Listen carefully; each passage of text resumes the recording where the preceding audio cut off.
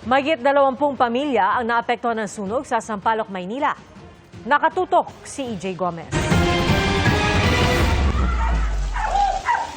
Sunog dito sa harapan namin. Naglalagablab na apoy ang gumising sa mga residente ng Basilio Street, Barangay 517, Sampaloc, Maynila, pasado alas 4 ng madaling araw kanina. Sinubukan nilang gumamit ng fire extinguisher sa pag-apula ng sunog, pero mabilis itong kumalat.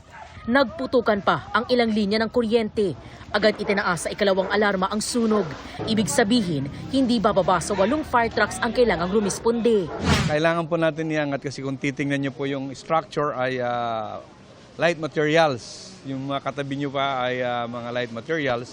Sa tala ng Bureau of Fire Protection o BFP, 6 na bahay ang natupok. 25 pamilya ang apektado o katumbas ng humigit kumulang 75 individual. Wala po kami nasalba, yung mga bata na lang po iniisip namin. Pinapalakas na lang ng tatay ko yung loob namin na okay lang kahit wala tayong nasalba. Basta yung mga pamangkin ko, yung anak ko, ligtas po kaming lahat. Wala po, konti lang po yung mga damit lang po ng mga bata po na salba namin. Ang lakas na po, ang bilis eh. Masakit po talaga, ma'am. Masakit po na mula mga bahay. Siyempre po, masakit po talaga.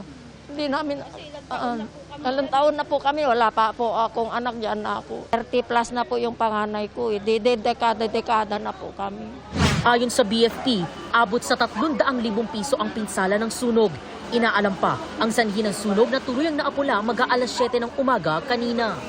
Para sa GMA Integrated News, EJ Gomez, nakatuto 24 oras.